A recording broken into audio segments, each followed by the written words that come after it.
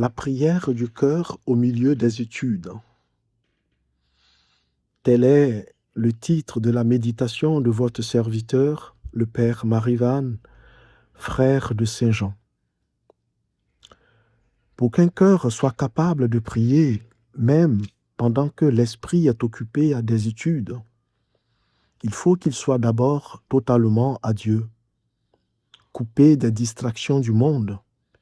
Il faut qu'il soit un cœur habitué à voir Dieu partout, ramenant tout à lui et vivant tout dans la conscience de sa présence. Autrement dit, pour qu'un cœur puisse prier même alors que l'esprit travaille à autre chose, il faut qu'il soit un cœur rompu à la contemplation, capable de s'émerveiller de tout et de l'offrir à Dieu comme un enfant le fait. Oui, la prière du cœur au milieu des études est possible, car les études, comme toutes les activités sociales humaines, s'inscrivent dans la ligne de la vocation chrétienne au cœur du monde, à savoir être sel et lumière du monde. Aussi, en raison de cette vocation, le chrétien qui étudie et qui cherche ne peut le faire comme tout le monde, en tout cas pas selon les intentions et les finalités mondaines. Le chrétien qui étudie comme celui qui exerce un métier, conscient de sa faiblesse et de ses limites, et par sa foi conscient de sa responsabilité d'achever et de gouverner la création comme le lui a ordonné le Créateur, s'appuiera sur l'aide et la sagesse divine.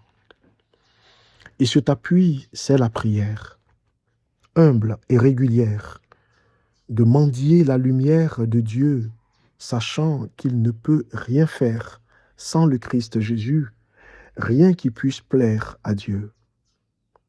C'est ainsi que le cœur habité par l'humilité et le désir d'honorer Dieu dans sa quête de vérité et de service, ce cœur-là ne peut être que mendiant et priant, même lorsque son esprit s'occupe à autre chose.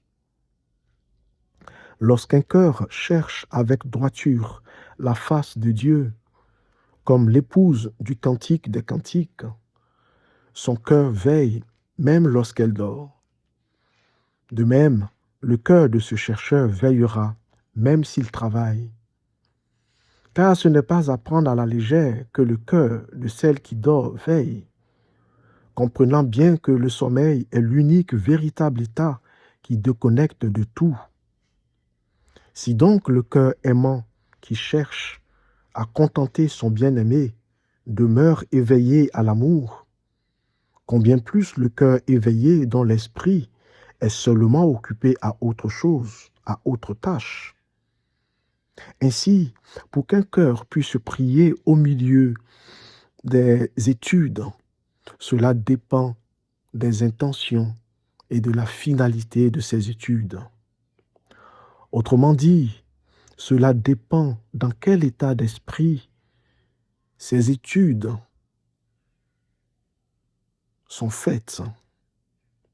Si cet état d'esprit est aligné à l'intention divine sur l'homme, ces études ou ces recherches enrichiront aisément la méditation et ou la contemplation de l'étudiant, puisqu'il se situe alors du point de vue de Dieu et de sa parole.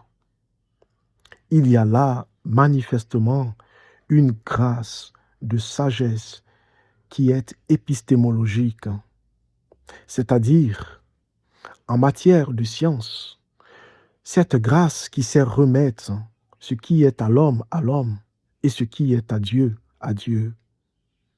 Puissent tous les saints docteurs de l'Église aider ceux qui aujourd'hui sont inscrits dans la ligne de la recherche de la vérité. Amen.